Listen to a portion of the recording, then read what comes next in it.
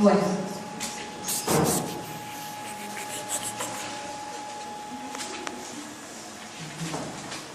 Seminario La Voluntad de Dios. ¿Cuál será la voluntad de Dios?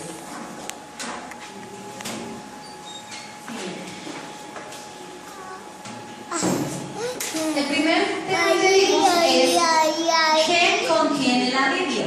De los que estuvieron en esa primera clase que hablamos sobre qué contiene la Biblia, recuerden que dijimos,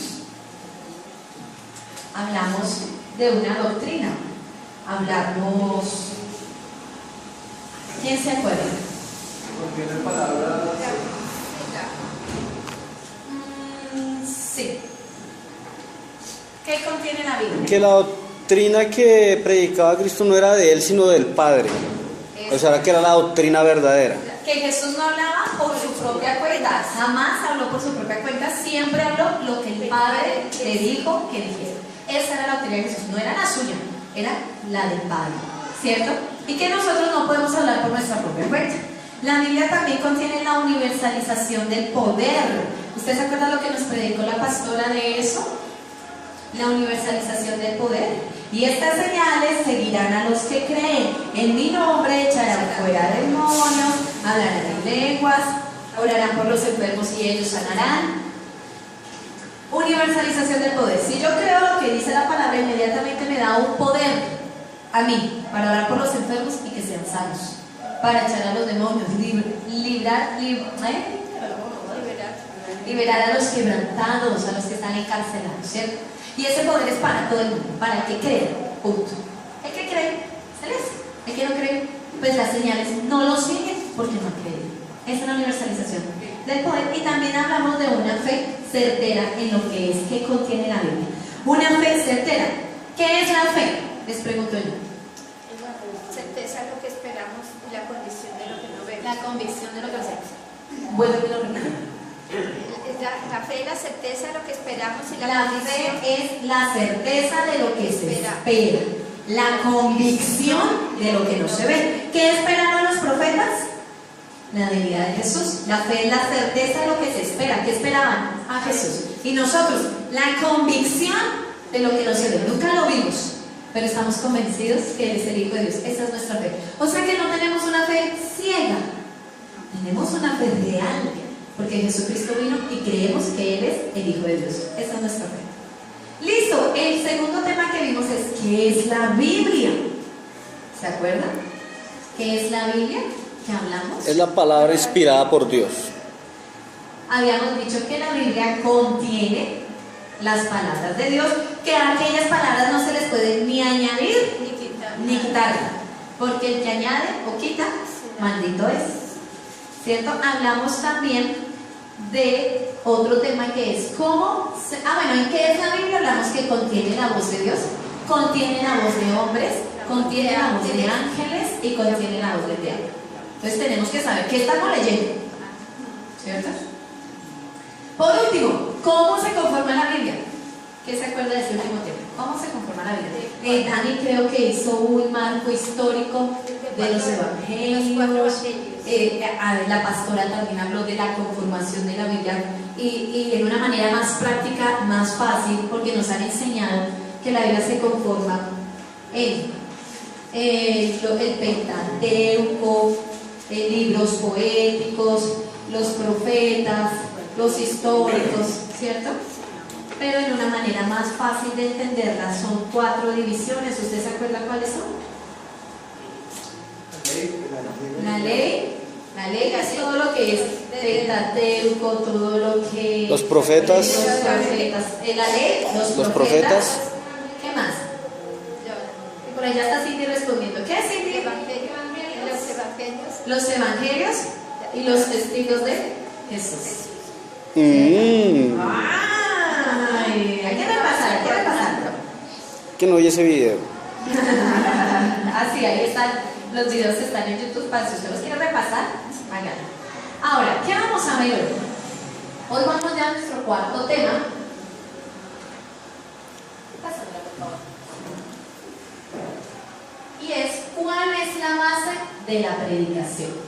¿Cuál es la base de la predicación? ¿Qué deberíamos nosotros predicar? según lo que dice la Biblia. ¿Qué deberíamos nosotros predicar? Pregunta, iglesia.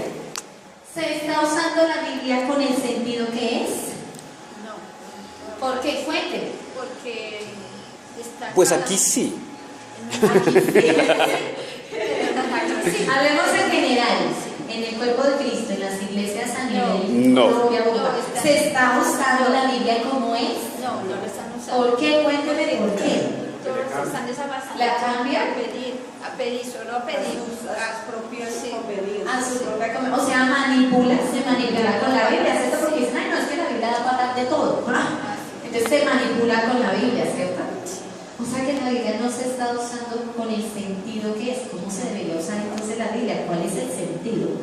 Bueno, les pregunto yo, ustedes han escuchado hablar de la teología, ¿cierto? Bueno, cuéntenme en sus palabras qué es la teología. Porque dicen que para uno entender la Biblia y estudiar la Biblia, tiene que hacer un seminario de teología bíblica. Yo creo que a través del Espíritu Santo es el que le revela. A ver, así es. Nosotros no necesitamos un seminario de teología para entender la Biblia. ¿Por qué? ¿Qué es la teología? Es esa palabra tan extraña. Es historia. Es lo que se inventaron los científicos para conocer a Dios. Se inventaron los científicos para conocer a Dios. A su manera.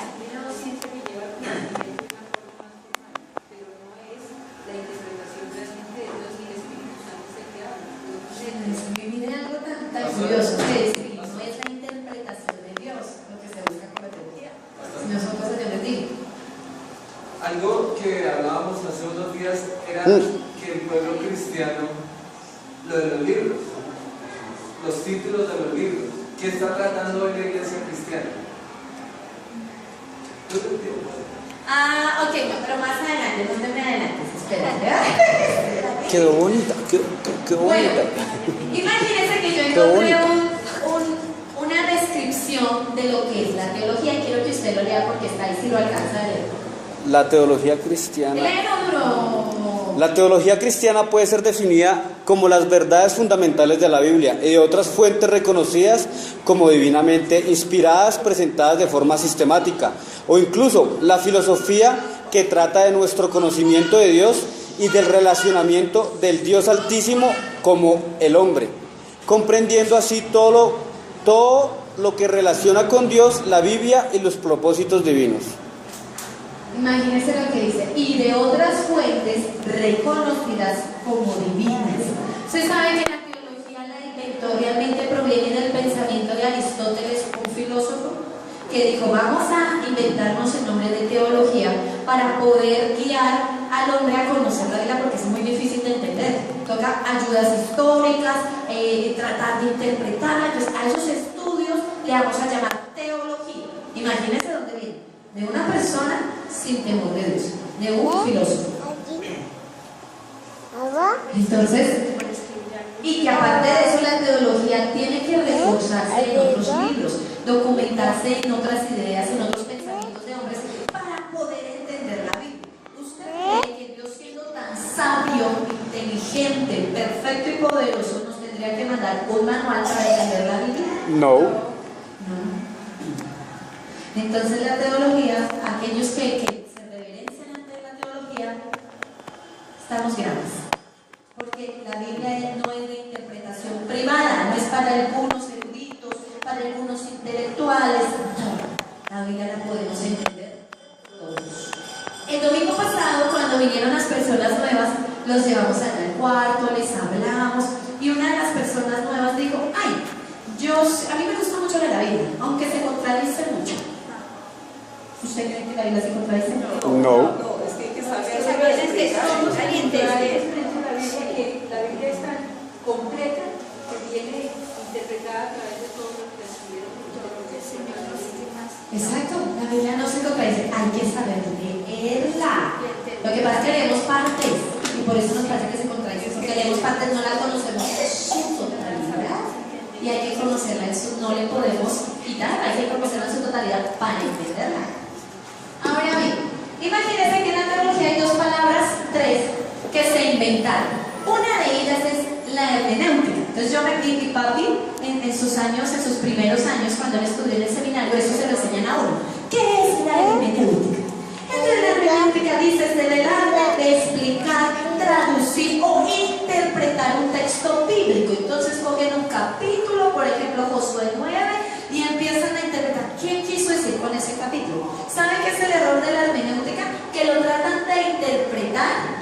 a las vivencias nuestras. Lo tratan de acomodar al parecer del hombre. Y por eso la hermenéutica falla. Así que cuando usted tenga discusiones con alguien sobre temas de la Biblia y le diga, no, es que usted tiene que ver la hermenéutica. Es que hermenéuticamente. Pues usted diga, ¿qué hermenéutica y qué nada? La Biblia no necesita de hermenéutica, no necesita ser interpretada forzosamente. La Biblia habla sola lo que es. También hay otra palabra, la exégesis, que es extraer el significado del texto. No, es que la Biblia no siempre habla literal. Hay que ver, aquí están haciendo alusión.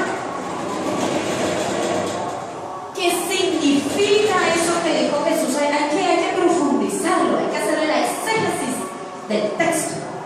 ¿Qué exégesis? Hay que conocer la Biblia toda. ¿Y qué era lo que quería Dios mostrarnos con ella? Punto.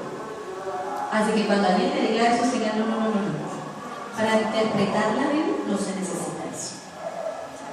Lo último, y es a lo que responde la pregunta, ¿se está usando la Biblia con el sentido que es? La dictaprobancia o probancia. La dictaprobancia son círculos de la palabra para fundamentar lo que se deduce. Entonces, usted, no sé si ha ido a estas iglesias, señor, yo no quiero hablar mal de las iglesias, pero es bueno nosotros abrir los ojos cuando cogen un capítulo de la Biblia y hablan de un mensaje y luego cogen unos versículos aislados para hacerlo, para dar a conocer a la iglesia lo que ellos piensan y deducen. Eso no se puede hacer, porque la Biblia yo no la puedo coger para predicar así. O hay gente que coge ciertos versículos y luego habla de sus experiencias, y solo sus experiencias a partir de 2 o 3 versículos. Eso tampoco es. No estoy predicando la palabra, es la palabra de la que sea, porque ahí conocemos al Señor, a Jesús. Yo no puedo hacer eso. Esto me hizo acordar la dictaprobancia, me hizo acordar del trabajo de Cindy. Perdóname, Cindy, voy a revelar tus más íntimos secretos. Imagínense que Cindy me decía esta semana, ay no, pastora, yo necesito aprender la palabra. Como es que mire, yo antes me apasionaba por la oración, por la oración, ay ya necesito aprender palabra. Este anhelo fervoroso. Digo, es que en mi trabajo, yo trabajo en una empresa cristiana donde se hace devocionales todos los días.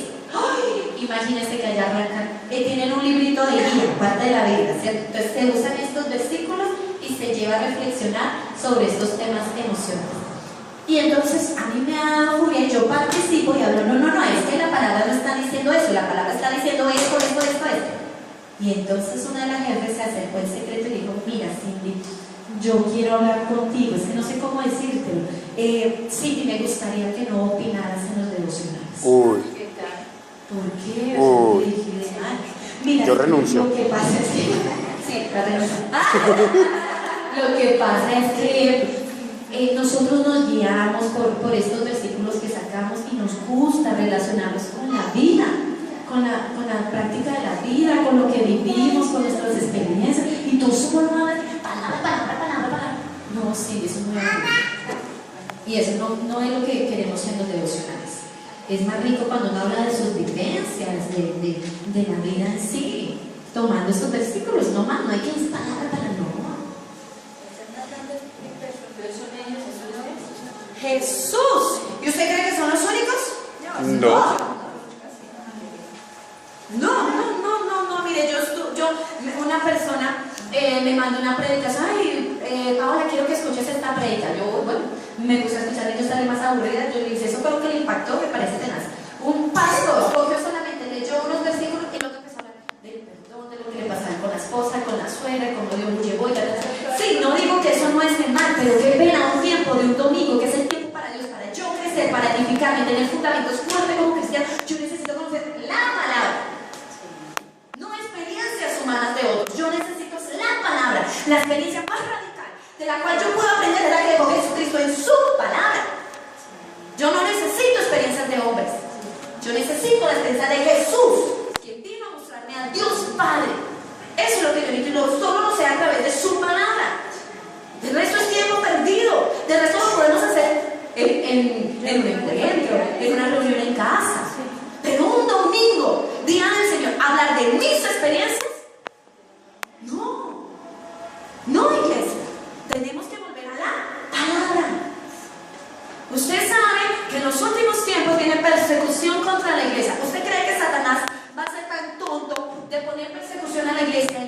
desde la política, desde la gente de afuera, desde otras sectas. No, Satanás es astuto y es imitador de lo bueno. Satanás pone persecución en la iglesia desde la misma iglesia cristiana, y es lo que estamos viviendo hoy. No se acepta el estudio de la palabra tal cual. Hoy las iglesias están predicando sobre sus experiencias, sobre el humanismo, y usted y yo lo vamos a ver más adelante.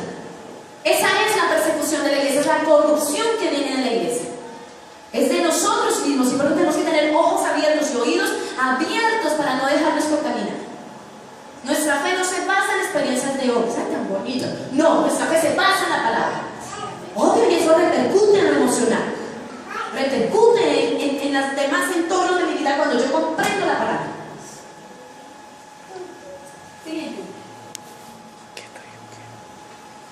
¿Por qué escudriñamos las escrituras, iglesia? Porque es necesario leer y leer a profundidad las escrituras. Dígame usted. Porque dice el versículo: escudriñad las escrituras porque a os parece que en ellas encontráis la vida eterna. O sea que si no las escudriñamos, ¿cómo vamos a saber dónde vamos a encontrar la vida eterna? ¡Ay, Rosita! ¡Muy bien! Porque en ellas encontramos la vida eterna. Si yo no escudriño la escritura, ¿cómo sé que tengo vida eterna? ¿Cómo tengo seguridad de salvación? ¿Cómo sé que si muero hoy iré al cielo si yo no estoy escudriñando esto? ¿Cómo sé cómo va a ser la vida del cielo? ¿Será que yo me voy a sentar a cenar con el Cordero? Usted sabe que no todos nos vamos a sentar a cenar con el Cordero de Dios. ¿Usted sabía eso? Nos han enseñado que sí, que allá el Señor preparó la mesa para todos. Sí, ese es el ideal del Señor. Pero resulta que no todos estamos trabajando para sentarnos a la mesa con Jesús. Y muchos simplemente entrarán al cielo y mirarán: ay, mire, ese sí se sentó allá. Yo tengo que escudriñar la palabra. ¿Por qué? Porque ella me hace llegar a Jesús y me hace tener vida. Con ella me relaciono con el Dios viviente. Es que no hay otra manera. No es solo la oración es mi comunicación personal con Dios. La Biblia es la que me lleva a conocer ese Dios viviente, a tener vida. Y si usted ve que flaquea, pero es que las adversidades, pero es que ese pan y la pena se aumentan, y a veces sí, y a veces no siento a Dios, y a veces lo siento. Lea la palabra. Usted no necesita basar su fe en sus emociones y en sus sentimientos. Usted tiene que escudriñarla, pensar en ella, reflexionar en ella.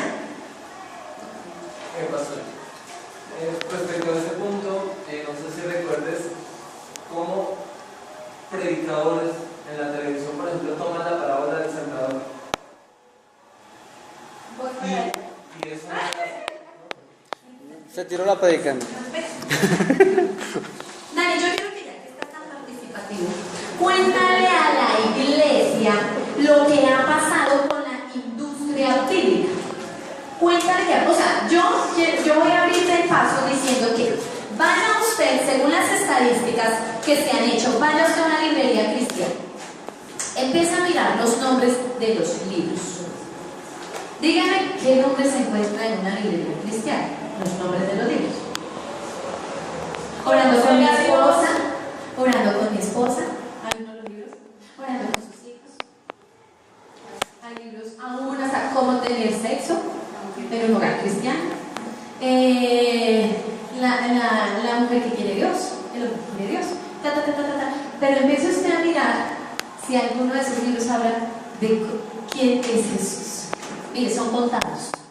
Del resto todo habla de lo que es la vida en sí, de la vida aquí en la tierra. De la vida aquí, como ser un buen trabajador, como ser un empleado con testimonio, como y aún los periódicos cristianos hablan solo de cosas de esta vida y no de cosas del tema. ¿Por qué? ¿No se lo ha preguntado? ¿Por qué la industria bíblica y el mercadeo cristiano ha cambiado tanto? ¿No se lo ha preguntado? ¿El comercio? ¿Será que ya nos contaminamos y no nos hemos dado cuenta? Dani, ¿qué pasa con las traducciones bíblicas? Cuéntanos qué es lo que ha pasado con las... Y ya usted se da cuenta.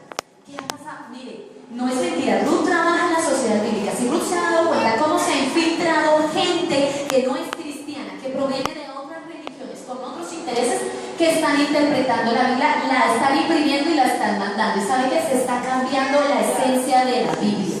Y ahorita usted se va a dar cuenta porque les voy a mostrar un ejemplo. Pero Dani, ¿cierto que sí, Ruth? ¿Tú nos quieres hablar de eso? Supuestamente supuestamente las traducciones deben ser como iguales. Y cuando usted lee el lenguaje actual con Reina Valera, con, bueno, muchas traducciones que es diferente. O sea, a mí siempre me ha gustado la Reina Valera, como que trae más ese contexto.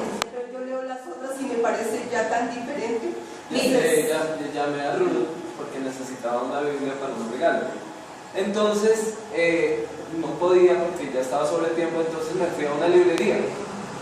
Entonces, compré la Biblia y miré, empecé a mirar libros y todos eran títulos como este. ¿Cómo cuidar a un ser amado que tiene cáncer? Sexo en la presencia de Cristo. Una pausa en tu vida. La ayuda idónea. Una chica conforme al corazón de Dios. 6 maneras de conservar a un niño bueno. Entonces, y todos los títulos eran así. ¿Qué es eso de Jesús? Este es el catálogo de una librería famosa que hay aquí en Bogotá.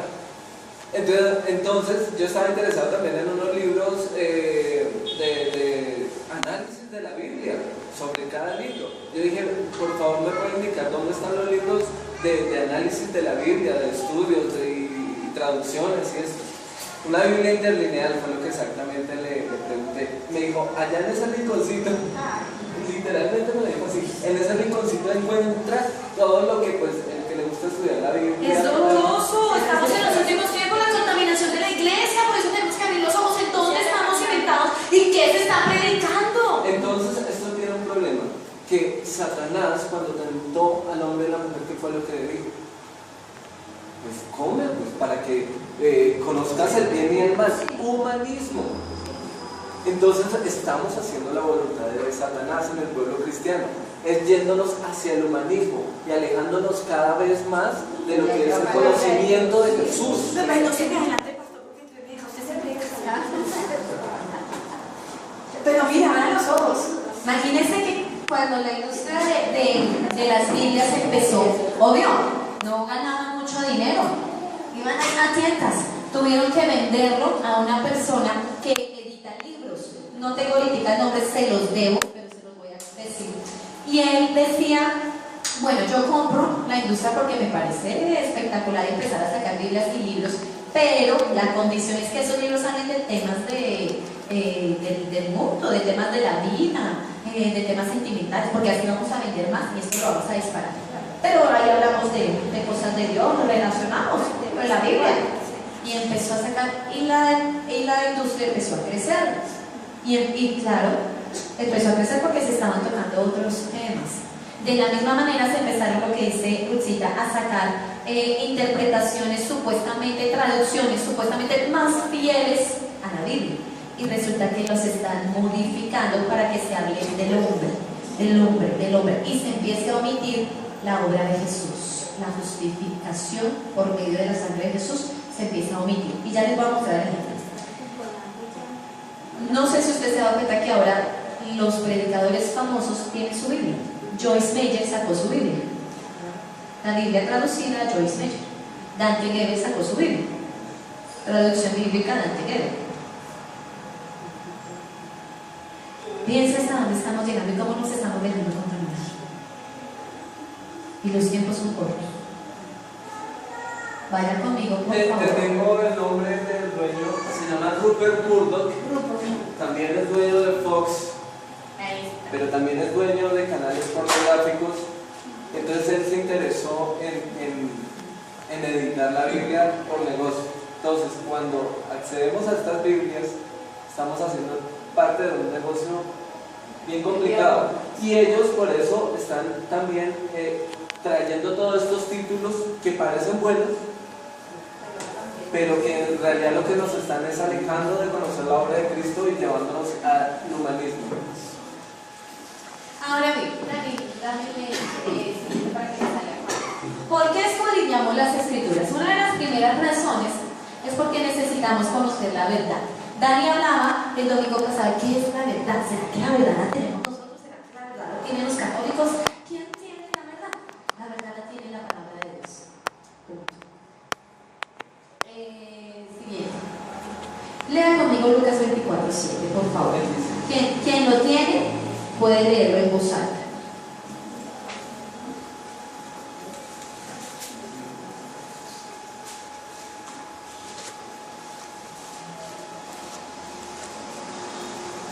Rupert Murdoch es el que edita la nueva versión internacional.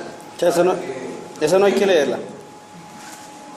Lucas 24, 27. Por eso Ruth se le hace la nueva versión internacional. 24:7 o 24, 27. 24, 27, ¿qué dice? Y comenzando desde Moisés y siguiendo por todos los profetas, les declaraba en todas las escrituras lo que de él decía. Porque escudriñamos las escrituras, aún Jesús lo dijo, porque las escrituras declaran quién es él, qué se ha dicho de él y lo que él cumplió. Siguiente, Daniel. ¿Qué dice Lucas 24, 44? Ahí abajito, léalo por favor. Y les dijo, estas son las palabras que os hablé, estando aún con vosotros, que era necesario que se cumpliese todo lo que está escrito de mí en la ley de Moisés y en los profetas y en los salmos. Todo el Antiguo Testamento es una sombra, es un borrador de lo que va a pasar en el Nuevo. A mí me gustaría que la próxima clase Dani hiciera ese cuadro de profeta por profeta, año por año, lo que se empezó a decir de Jesús y todo se cumplió. Todo es un borrador y cuando uno entiende la Biblia así, una sola, es impresionante. Entiende uno que es la verdad y que Él vino a cumplir su palabra. Ahora bien, le pregunto yo a usted, ¿cómo haría usted para llevar a la salvación a una persona del Islam cuando él cree en Alá? Alá, Y él hace sus oraciones, usted sabe que ellos a las 6, Las 12. mirando hacia el oriente, si no estoy mal, se inclinan cabeza en rostro, tienen una fe, cabeza en el piso, tienen una fe fervorosa en Alá. ¿Cómo hace usted para decirle que esa no es la verdad? Que Jesús es la verdad. Pues, o sea, primero, como dice, preparar la tierra, o sea, orar por esa persona. Y segundo, pues, o sea, algo que el Señor tenía era que se metía a ellos. O sea, de pronto a él lo criticaba mucho porque él hablaba de las prostitutas, o sea, era ir a conocer cuáles eran sus pensamientos. O sea, pero esa persona, tú dices algo muy cierto, Dani. ir a conocer cuáles son sus pensamientos. Yo le dices, mire, yo tengo fe que Jesús es el Hijo de Dios. Esa persona te dice, sí, yo también tengo fe en Alá, que Él es mi Dios. Pero mire, la Biblia dice, ¿cuál es el libro que usan los islámicos? ¿El Talmud? no. Así. El Talmud. Él dice, sí, yo tengo el Talmud, es el Corán, ¿no? El Corán. El Corán. Sí, yo tengo la Biblia y habla de Jesús. Y pues por eso uno hay que saber, o sea, haber leído la palabra. ¿sabe cómo lo desbarató usted? Diciéndole, mire, hay más de 3.500 profecías durante bastantes años, a lo largo de varias décadas, que hablaron de Jesucristo y hasta de su muerte y hasta de su resurrección. ¿Y sabe qué? Todas se cumplieron. Todas, cada una de ellas está cumplida. ¿En qué pasaje se habla de profecías que anuncian a Buda? La muerte de Buda. Ninguna. ¿En dónde se habla de Alá? Profecías sobre Alá. Ninguna. Mahoma. La única que, o Mahoma, no hay profecías sobre ellos que venían a salvar, que venían al mundo. No hay ni una. Pero para Jesucristo hay 3.500 profecías que hablaron de un Salvador. Y hasta la historia se divide en dos, gracias a su nacimiento. Eso no es Jesús, la verdad. Y por eso debo de conocer la Biblia para saber cada una de esas profecías cumplidas, profecías hechas desde el Antiguo Testamento, aún desde el Génesis, cuando Dios castigó a Eva y le dijo que hollarías a la serpiente en la cabeza. ¿Sabe quién oyó? Jesús. Comenzando desde allá hay una profecía dada para el Hijo de Dios. Por eso el Antiguo Testamento es fundamental para entender el Nuevo Testamento, la verdad cumplida, las promesas cumplidas. Por eso es necesario escudriñar la Biblia. Las filtraciones, vamos a ver las filtraciones. Quiero que alguien que tenga versión Reina Valera del 60 lea 2 de Timoteo 3, 16 al 17. Léalo muy bien. Amén. Toda la escritura es inspirada por Dios y útil para enseñar, para redarguir, para corregir, para instruir en justicia, al fin que el hombre de Dios sea perfecto, enteramente preparado para toda buena obra. ¿Listo? ¿Alguien tiene, por favor, la versión Dios habla hoy? O los que tienen en el celular, ¿pueden buscar la versión Dios habla hoy? ¿Qué dice esa versión bíblica? Una nueva versión interna. De segunda de Timoteo 3, 16 al 17.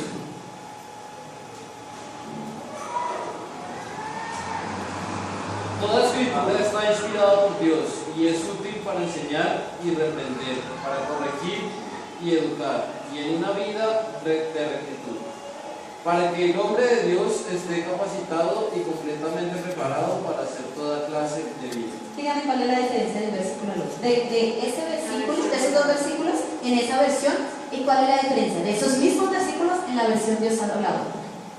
Mírenlos bien. Díganme cuál es la diferencia. En la de Dios hablaba Sí, así.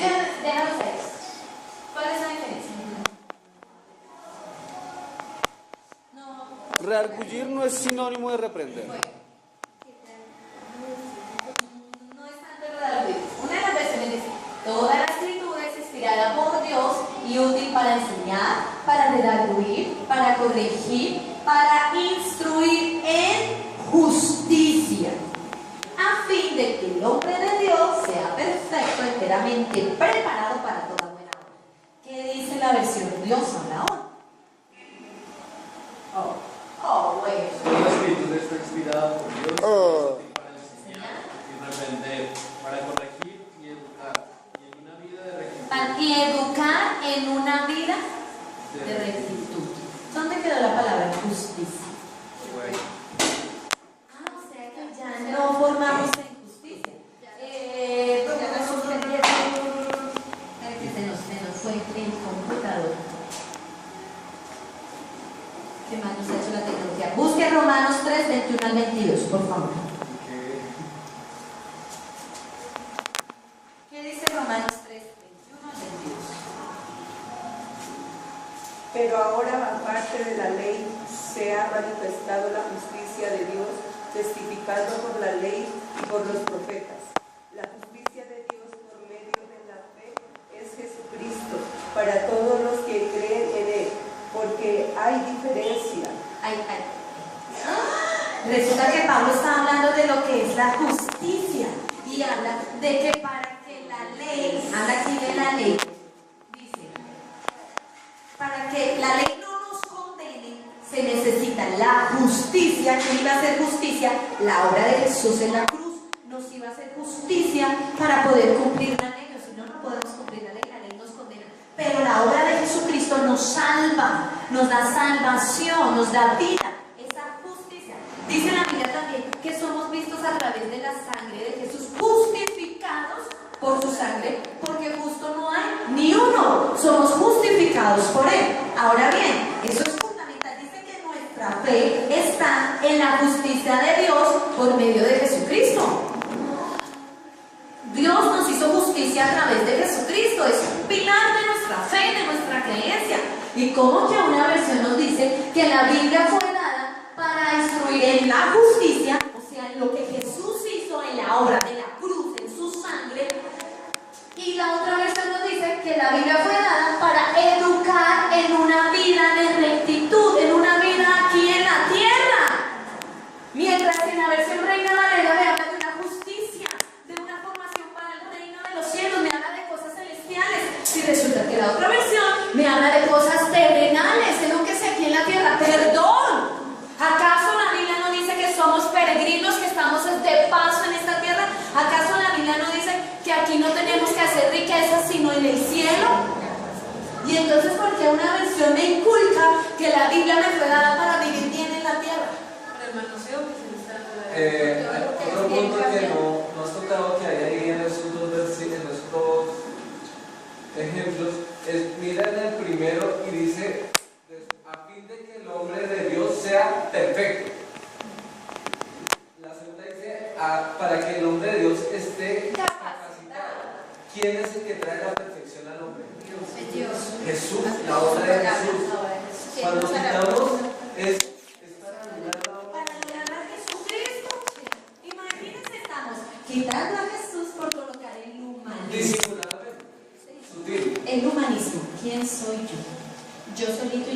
y aún en la música, aún en la alabanza de la adoración, hemos empezado a colocar el humanismo. Yo y solo por mí, Señor, y tú me amas, y yo soy la niña de tus ojos, y yo. ¿Y dónde queda Jesús y su obra? ¿Dónde canto a Jesús? Y estoy como un pájaro herido que se muere en el suelo, y yo. ¿Y dónde está Jesús? Esas son cosas de la vida, cosas circunstanciales de la vida. ¿Y dónde está lo celestial? ¿Por qué nos apasiona tanto lo terrenal y los apegos a esta tierra? El humanismo. ¿Qué dice? Imagínense que acá nos enseñaron la parábola de las semillas, de dónde caían las semillas, en qué tierra. ¿Usted se acuerda de esa parábola? Bueno, vaya conmigo a Mateo 16, 22 al 23. Lo primero es que empieza a pensar en canales de televisión. En los predicadores que Sí, pues yo creo que esa es una predicación de las más desgastadas. La parábola del Señor. Mateo 16, 22 al 23. Y resulta que no hemos visto a profundidad lo que quiere decir esta parábola. ¿Quién lo tiene? Léalo, por favor. 22 al 23. Entonces Pedro, tomándolo aparte, comenzó a reconvenirle, diciendo: Señor, ten compasión de ti, en ninguna manera esto te acontece. No, esa no es. Pero léelo. Pero él volviéndose dijo a Pedro: quítate delante de mí, Satanás, me eres tropiezo porque no pones la mira en las cosas de Dios, sino en las de los hombres. Mira, ya vemos la parábola. Acá hay algo muy importante y es que el mismo Jesús le dice a Pedro: Satanás, quítate de en medio de mí, porque pones los ojos en las cosas de la tierra. Sí, Señor, no sufra, le va a doler, pobrecito usted. No, Señor, que esté aquí con nosotros. Hombre, mire las cosas de arriba que son las que importan, las celestiales. ¿Por qué le diría a Satanás? ¿No ve que esta es una de sus herramientas para desviarnos a nosotros de la verdad? Ay, pongan la mirada en las cosas de acá, mire, sea próspero, vea, pacte con Dios, que Dios lo bendice, le da casa, carro, busquen las bendiciones. Pongan las cosas, la mirada en las cosas de arriba, no en la tierra. Ahora bien, ¿qué dice la parábola? Mateo 13, 24. Más atrás, Mateo 13, 24. ¿Qué dice? Le refirió otra parábola diciendo: el reino de los cielos es semejante a un hombre que compró buena semilla en su campo.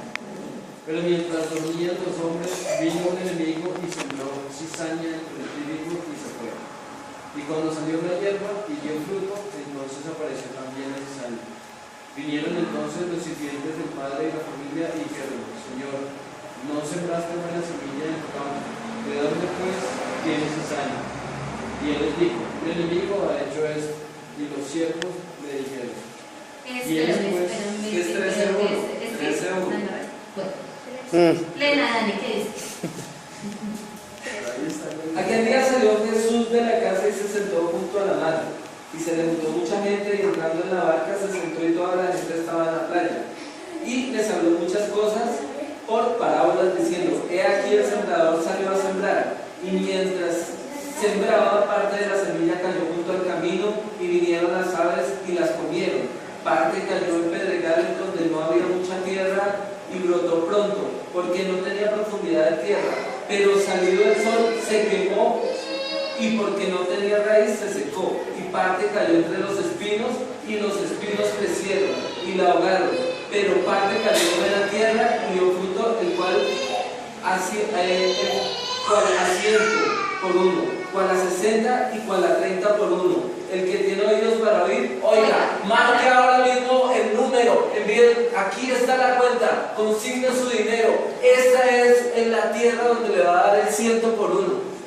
Ahora lea el 13:21. Y no se dan cuenta y utilizan esto para predicar prosperidad, para pedirle dinero a la gente. Y no se han dado cuenta que Jesús explica esta parábola.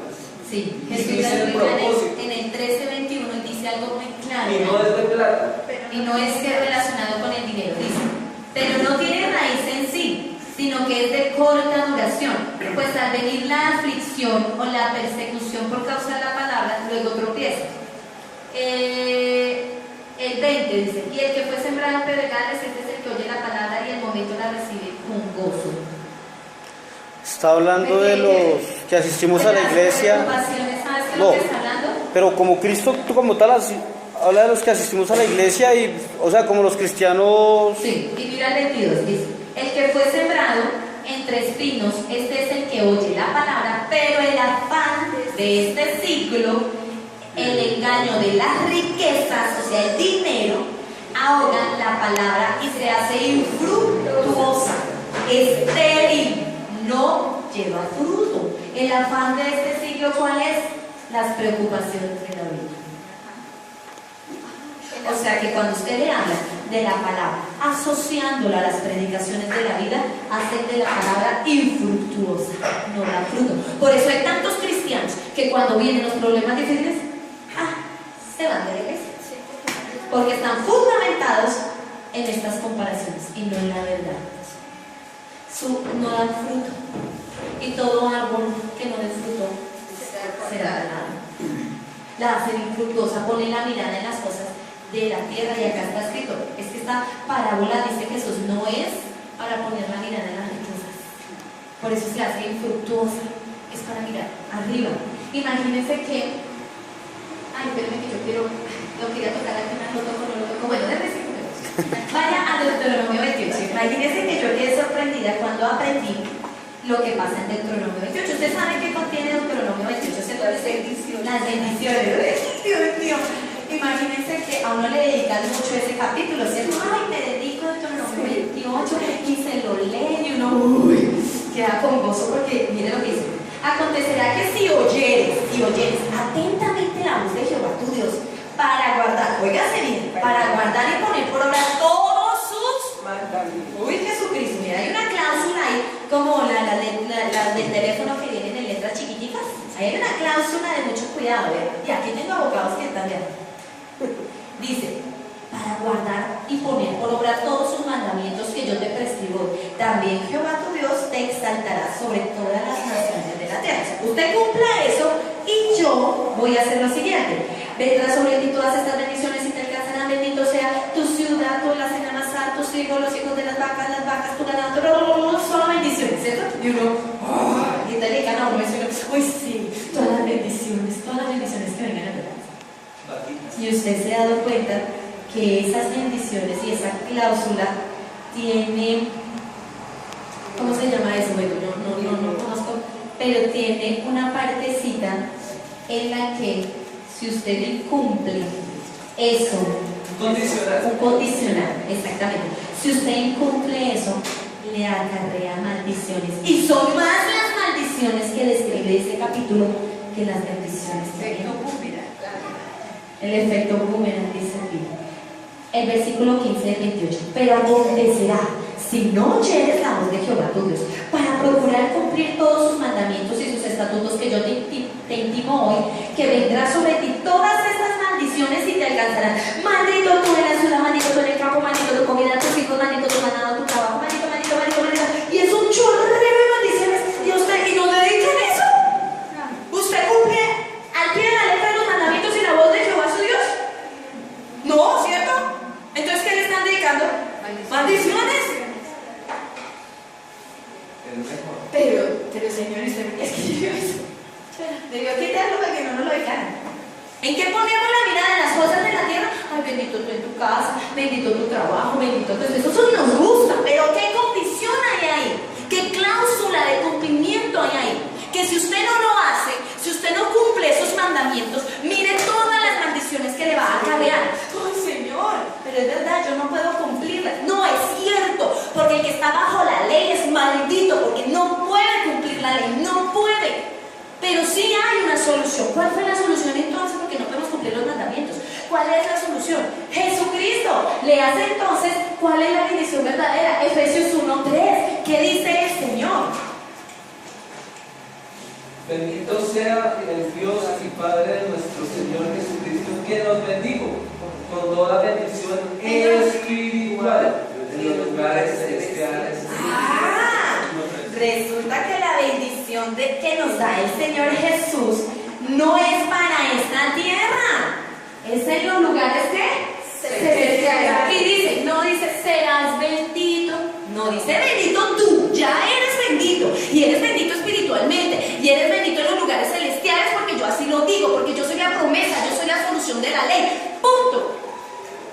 Yo soy el remedio, y ya te bendigo, ya eres un bendito espiritual. No tienes que poner las cosas en la tierra, tú ya eres un bendito.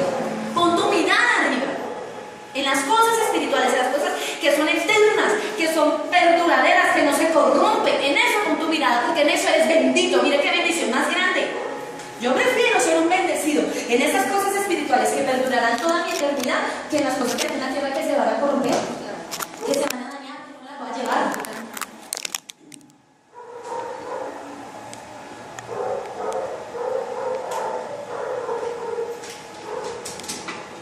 Estaba esta semana en el transporte, porque pues en las mañanas, mientras voy a mi trabajo, estoy leyendo la Biblia. Y resulta que encontré en Juan, capítulo 12, 24, 25 y 26, una cosa que me estremeció. ¿Y por qué me estremeció? Hace cuando se celebró el Día de la Mujer, en mi trabajo hicieron una reunión y para celebrar el Día de la Mujer hicieron un juego de integración.